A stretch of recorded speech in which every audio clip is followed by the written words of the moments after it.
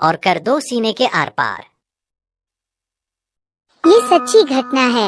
उत्तर प्रदेश के मेरठ शहर की सौरभ की बेटी का जन्मदिन होता है तो वो लंदन से अपने घर आता है और वह अपने घर के दरवाजे पर दस्तक देता है। फिर सौरभ की बीबी घर का दरवाजा खोलती है। अरे सौरभ, आ गए तुम? अरे आता कैसे नहीं, आज मेरी बेटी का जन्मदिन जो है, कहाँ है मेरी लाडली बेटी। फिर सौरभ अपनी बेटी के पास जाता है। अरे कैसी है बेटा तू? ठीक हूँ पापा मैं। आज मेरी बेटी का जन्मदिन है ना, इसलिए मैं तुम्हारे लिए बहुत सारा सामान लेके आया हूँ। सच में पापा? हाँ हाँ बेटा, सच में। अरे आप बाप बेटी बातें बाद में करना। आप इतनी दूर से ट्रेवलिंग करके आए हो, थक गए होंगे। मैं आपके लिए पानी लेकर आती हूँ। और बेटा तुम्हारी पढ़ाई कैसी चल रही है? अच्छी चल रही है पापा। जब मुस्कान पानी लेने रसोई में आती है तब अपने प्रेमी साहिल को फोन लगाती है। पहले ना साहिल को फोन कर देती हूँ, उसे बता देती हूँ मेरा पति घर आ गया है। अरे मुस्कान का फोन। हाँ बेबी बोलो। अरे बोलना क्या है, वो ना मेरा पति घर आ गया है तो तुम वो बेहोशी वाली दवा जल्द से जल्द मेरे घर के बाहर दे जाओ। जैसे ही मौका मिलेगा हम इसका काम तमाम कर देंगे। बस बेबी अभी 2 मिनट में लेकर आया। हाँ हाँ ठीक है ठीक है। बेटा खाना खा लिया तुमने? हाँ पापा मैंने खाना खा लिया। फोन काटकर मुस्कान अपने पति को पानी देने जाती है। ये लीजिए पानी, आप पानी पीकर हाथ मुंह धो लीजिए, तब तक मैं आपके लिए खाना लगा देती हूँ। हाँ ठीक है। सौरभ पानी पीकर हाथ मुंह धोने चले जाता है। तभी मुस्कान घर के बाहर चली जाती है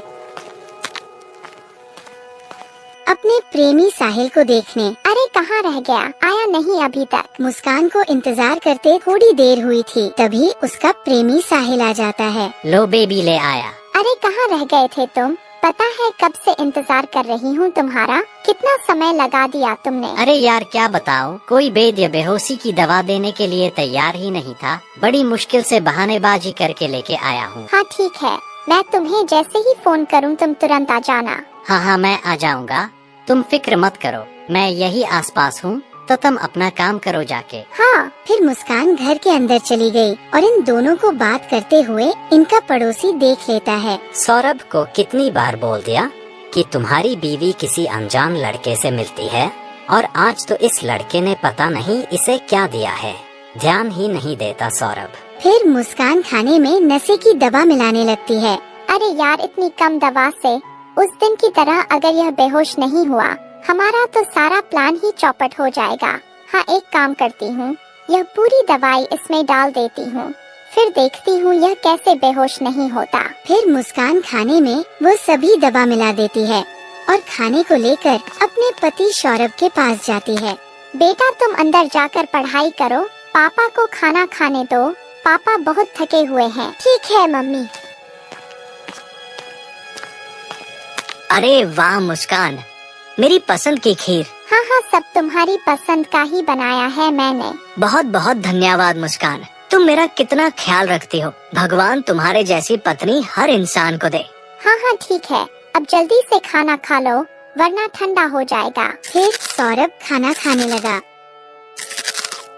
मुस्कान आ जाओ, तुम भी खा लो। मुस्कान हड़बड़ाते हुए बोली। अरे नहीं नहीं, मैंने तो खा लिया खाना।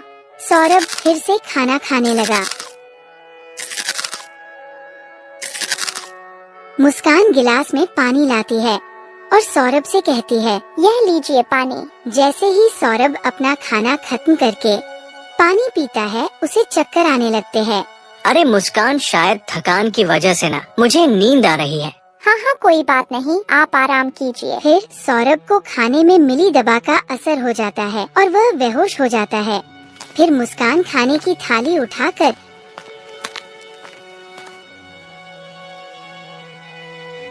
रसोई में आ जाती है और कहती है, लो सौरभ तो हो गया बेहोश, अब जल्दी से ना साहिल को फोन करके बुला लेती हूँ। हेलो साहिल। हो गया काम। हाँ हो गया, तुम जल्दी से आ जाओ। अभी आया। आ जाओ जल्दी से।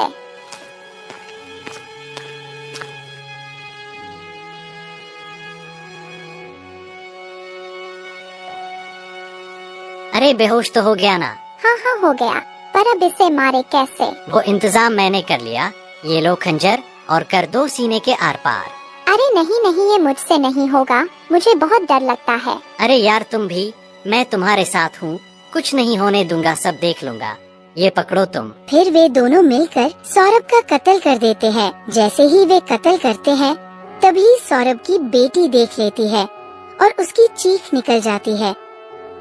अरे अब क्या करें? अरे कुछ नहीं, मैं हूँ ना, मैं देखती हूँ। तभी उनका पड़ोसी भी चीख सुन लेता है और कहता है, अरे यह चीख कैसी?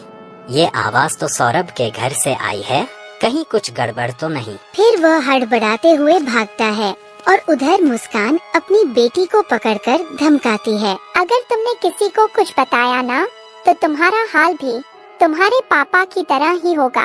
नहीं मम्मी, मैं किसी को कुछ नहीं बताऊंगी, कुछ बताना भी मत। उसकी बेटी रोती रह जाती है और वे दोनों सौरभ का कत्ल करके ड्राम में डालते हैं।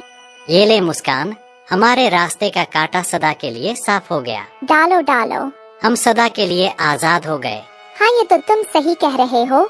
हम एक काम करते हैं, बाजार से सीमेंट लाकर इसे पैक कर देते हैं, ताकि मोहल्ले वालों को इसकी बदबू भी ना आए।